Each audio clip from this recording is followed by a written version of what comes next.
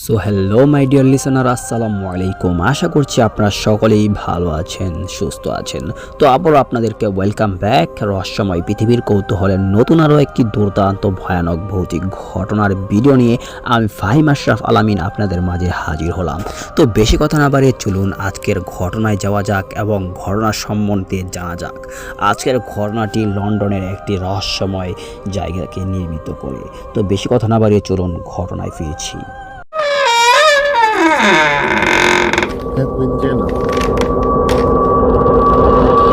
Assalamualaikum warahmatullahi wabarakatuh.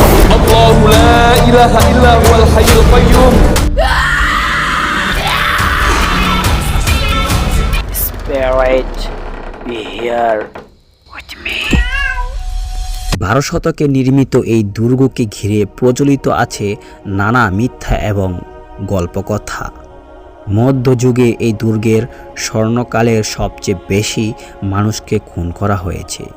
বন্দীদের torture করার জন্য এই দুর্গের সেলের নির্মিত একটি গুপ্তঘর তখনকার দিনের আতঙ্কের কারণ ছিল। এই গুপ্তঘরটি আবিষ্কার করা হয়ে অনেক পরে। ততদিনে দুর্গের পূর্বের প্রতাপ আর নেই। আবিষ্কার করার পর কি পাওয়া যায় জানেন আপনি? 1 মাইল লম্বা একটি সুড়ঙ্গ ভর্তি লাশের কঙ্কাল। সবগুলো সেই টর্চার রুমে মারা যাওয়া বন্দির লাশ হিসাবে চিহ্নিত করেন ইতিহাসবিদরা। ইতিহাস সাক্ষী যে এখানে খুন হয়েছেন রাজা থেকে শুরু করে যুদ্ধবন্দী, অনেক সেনাপতি এবং সৈন্য। দুর্গের আশেপাশের বাসিন্দারা দুর্গটি এড়িয়ে চলেন। বলা হয় প্রতি পূর্ণিমা রাতে দুর্গের ছাদে নাকি একদল সৈন্যকে দেখা যায় যুদ্ধের সরঞ্জাম হাতে।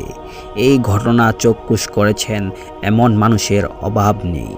এছাড়াও দুর্গের নিরাপত্তা কর্মী জানান দুর্গ থেকে গভীর রাতে ভেসে আসে অসহায় নিপীড়িত মানুষের চিৎকার এবং কান্নার শব্দ। অনুমতি না থাকায় রাতে দুর্গের ভিতরে ঢোকা নিষেধ। তবে অনেক নিরাপত্তা কর্মী এই দুর্গে কাজ করা অবস্থায় মানসিক ভারসাম্য হারিয়েছেন। তাদের মাঝে কেউ কেউ আত্মহত্যা করেছেন। তেমনি এক কর্মী আইনেল সিনঞ্জামের আত্মহত্যা করার আগে একটি নোট লিখে রেখে যান। সেই নোটে লেখা ছিল, গতকাল রাতে দুর্গের চিৎকারের আওয়াজ শুনতে পেয়ে আমি এবং মাইকেল বাদা অমান্য করে দুর্গের প্রধান দরজার সামনে যাই। দরজা রাতে বন্ধ করে দেওয়া হলেও তখন আমরা দেখতে পাই দরজাটি পুরোপুরি খোলা। আমাদের চোখের সামনে পড়েছিল অগণিত লাশ, প্রত্যেকটি বীভৎস অবস্থা। কোনোটার মাথা নেই তো কোনোটার সারা শরীর জায়গায় জায়গায় বিচ্ছিন্ন। বাচ্চা থেকে শুরু করে বুড়ো মানুষের লাশ দেখতে পাই আমরা। হঠাৎ আমাদের চোখের সামনে কিছু লাশ উঠে দাঁড়ায় এবং চিৎকার করে টলতে টলতে আমাদের দিকে এগিয়ে আসে। তাদের একটা শব্দই আমরা বুঝতে পারি, তা হলো আমাদের মুক্তি দাও, আমাদের মুক্তি দাও। আমরা সেখান থেকে দ্রুত চলে আসি। মাইকেল নিরাপত্তা দরজার সামনে এসে হাঁটু গিরে বমি করতে করতে জ্ঞান হারায়। সকালে কোনো মতে আমরা নিজ নিজ বাসায় ফিরে আসি। এই ঘটনার পর থেকে আমি মানসিক অশান্তির মধ্য দিয়ে যাচ্ছি। আমার চারপাশে মৃত মানুষের অস্তিত্ব উপলব্ধ করছি। আমার কোনো তারা ফিস ফিস করে বলে চলে এসে আমাদের মুক্তি দাও, আমাদের মুক্তি দাও।